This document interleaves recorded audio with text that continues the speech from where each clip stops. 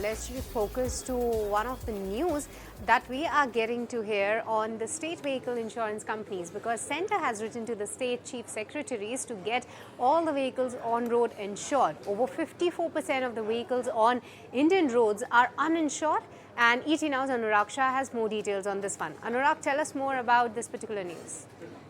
So it's a very big development for non-life insurance companies.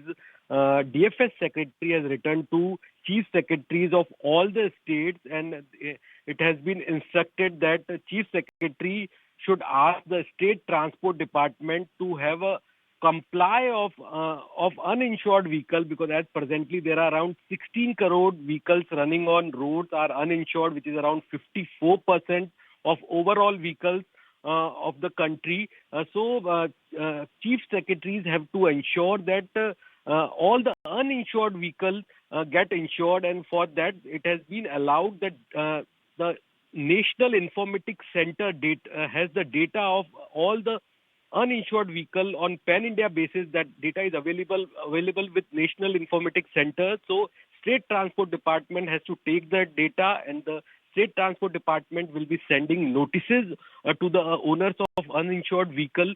So in a way, two major developments will happen. On the other side, more number of uninsured vehicle will come under the gambit of insurance, because the third-party motor insurance is mandatory as per the Motor Vehicle Act. Each and every vehicle running on the road has to have mandatory third-party motor insurance. So GST revenue will also, government will get GST revenue also, because on motor insurance there is a 18% GST. On the other side, for uninsured vehicle, if the penalty is there, 2,000 rupees penalty is there for uninsured vehicle, so government can get a revenue from uninsured vehicle also. So major development for non-life insurance sector, where there is a mandate from Government of India to get uninsured vehicle under the gambit of insurance.